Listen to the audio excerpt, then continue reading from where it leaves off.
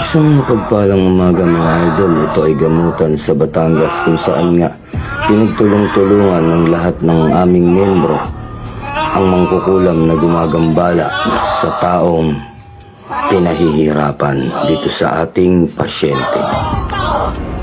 At yun nga ang nangyari ay medyo tumagal-tagal din ang pagpapahirap at pagpapasuko dito sa espiritong namiminsala sa ating pasyente. At kung ating susuriing mabuti at tayo ay nasa espiritual, kung titignan natin medyo may kalakasan din naman itong namiminsala. Ngunit sa butihing lingkod ng Diyos Amang Kaitaas-Taasan ay hindi ito sinukuan ng ating mga miyembro ng mga combat healer. At yun nga ay pinapatanggal sa kanya ang kanyang ginawang karga o ginawang pamiminsala. Ngunit makikita natin na nagmamatigas itong si namiminsala at ayaw niya talagang tanggalin yung kanyang kinarga sa ating pasyente.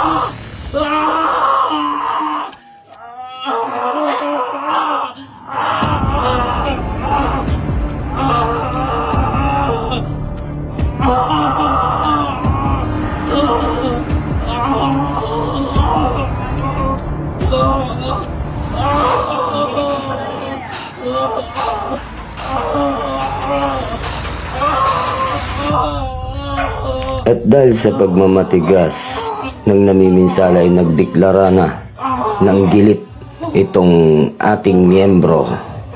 Ngunit sa mapapansin natin ay napakakunat talaga ng espiritong namiminsala. At pansinin natin na napakalakas talaga ng mangkukulam. Meron itong ginagamit na kabal sa katawan kung kaya hindi tumatalab ang panggilit ng ating miyembro. At habang nakikipagkombate naman itong ating mga miyembro ay aking pinagmamasdan ng mabuti at minamatyagan ang lakas at kalagayan ng espiritong namiminsala. At napansin ko ngang mabuti na makailang ulit na gilit ang ginawa nila dito ngunit hindi tumatalab sapagkat may gamit na kabal sa katawan itong espiritong namiminsala. Sa ganitong uri ng kalagayan ay dapat nating pag-isipan at gawin ang pamamaraan na ating nalalaman upang wasakin at pasukuing tuluyan ang espiritong namiminsala. Hindi ko sinasabing walang talab ang mga orasyon at espadang ginagamit ng ating mga miyembro para tuluyang lupigin at wasakin ang espiritong namiminsala. Ngunit lagi nating pakakatandaan, ang espiritual ay isang uri ng digmaang palakasan at kinakailangan itong gamitan ng matinding pamamaraan upang tuluyang mapasuko at mawasak ang espiritong namiminsala. Kitang-kita naman natin na napapahirapan talaga ng mga gumagamot ang espiritong namiminsala. Ngunit isa lamang ang diferensyang nakita ko sa mga sandaling ito, na hindi nila mapatay-patay o mapatalab ang espadang panggilit sa liig sapagkat may ginagamit na kabal ang may katawan ng espiritong namiminsala.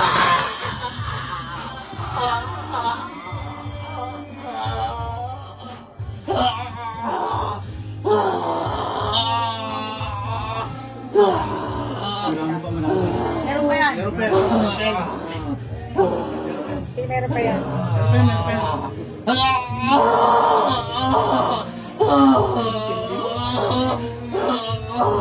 Si Commander, inarin ka. Ay, Commander. At dito na nga ako papasok sa eksena.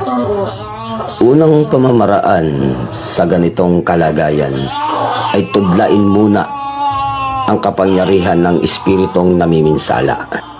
Ang ikalawang pamamaraan naman ay diskomunyon upang mawala ang kapangyarihan at kabal ng espiritong namiminsala.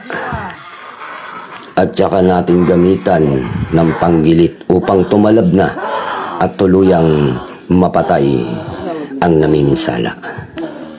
Ang pagiging manggagamot ay hindi biro na alituntunin. Maaring isang paa natin ang nasa hukay kapag tayo ang natalo o nagapi ng ating kalaban. Kung kaya iba yung pag-iingat at pananampalataya ang dapat nating gawin sa tuwing tayo'y nakikipagtunggali sa iba't ibang uri ng mga espiritong namiminsala. Sa bidyong ito ay hindi ko sinasabing ako ang pinakamagaling at ako ang pinakamalakas. Ang nais ko lamang iparating na ang bidyong ito ay magsisilbing aral sa lahat ng kapwa ko manggagamot.